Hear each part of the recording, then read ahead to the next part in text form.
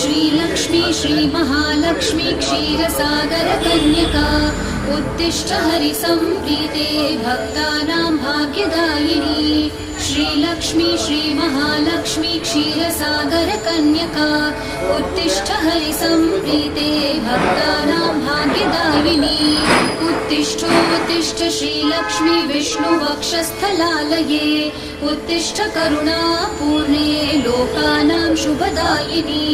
उत्तिष्ठोत्तिष्ठ श्रीलक्ष्मी विष्णुवक्षस्थलालये